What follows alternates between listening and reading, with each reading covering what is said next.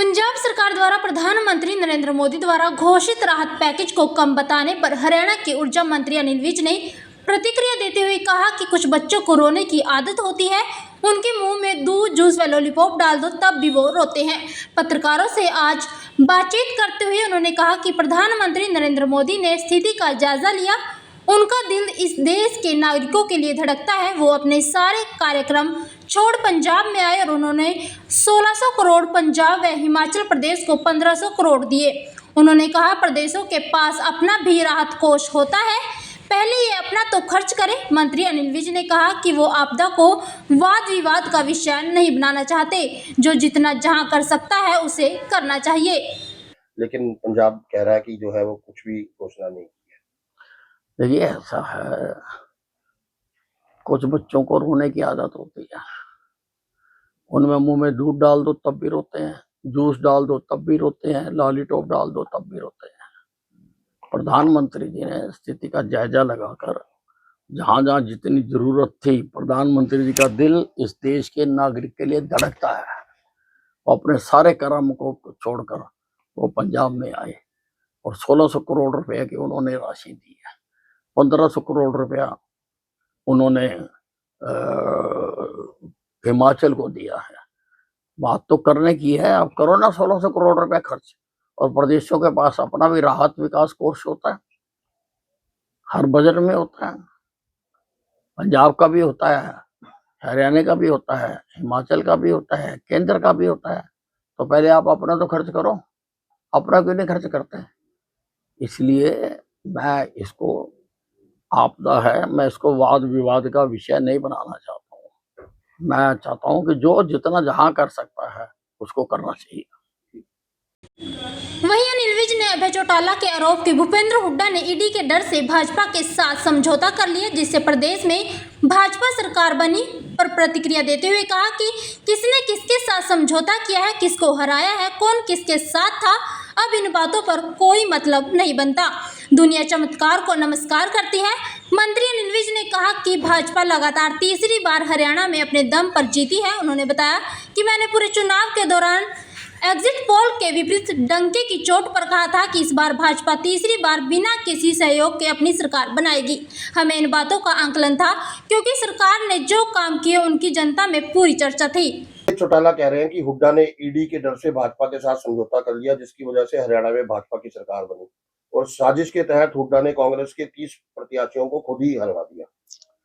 देखिए, किसने किसके साथ समझौता कर लिया, किसने किसको हरवा दिया, कौन किसके साथ था, कौन किसके साथ गद्दारी कर रहा था, अब इन बातों का कोई महत्व नहीं है, क्योंकि हकीकत दुनिया चमत्कार को नमस्कार करती है।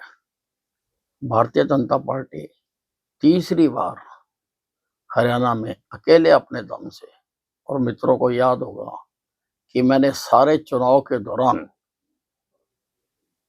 एग्जिट पोल क्या कह रहे थे, सर्वे क्या कह रहे थे, उनके हट के मैंने डंके की चोट पर हर मंच पर ये कहा कि इस बार तीसरी बार भारतीय जनता पार्टी बिना किसी के सहयोग से सरकार बनाएगी, क्योंकि हमें इस बातों का आंकलन था। हमें था कि हमारी सरकार ने जो काम किए हैं जनता में उसकी कितनी पॉपुलैरिटी है। मैं यहाँ पर जनता कैंप लगाता था, 5-5, 6-6 हजार आदमी आते थे यहाँ पर, कम नहीं है वो आंकड़ा। 5-5, 6-6 हजार आदमी हमारे से उम्मीद थी तो आते थे। मैं कोई एडवर्टाइजमेंट तो देता नहीं था, मैं किसी को बुलाता नहीं था, लेकिन आपने खुद देखा, जो आप चार साक्षी हो इस बात के, 6-6 हजार आदमी अगर हर हफ्ते आ रहे हैं तो आप लगा लो कि 5 साल में कितने आए होंगे।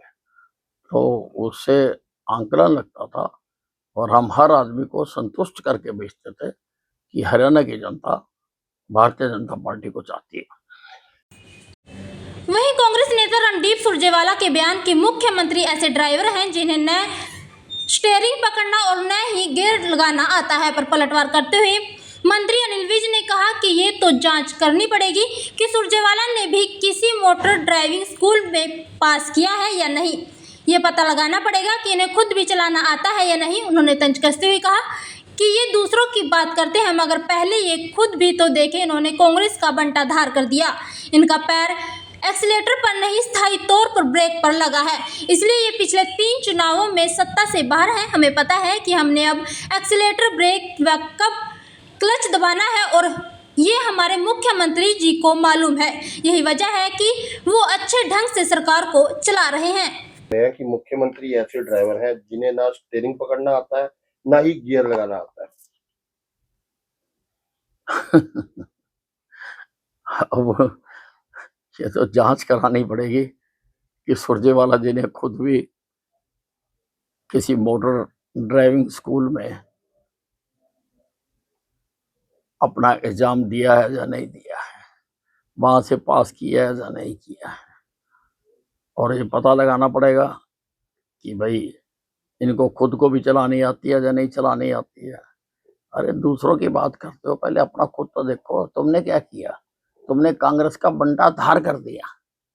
तुम्हें तो एक्सेलेटर पे तो तुम्हारा पैर जाता ही नहीं है, तुम्हारा तो पैर परमानेंट ब्रेक पे लगा हुआ है, इसीलिए 3 बार से सत्ता से बाहर हो, इसीलिए 3 बार से सत्ता से बाहर हो।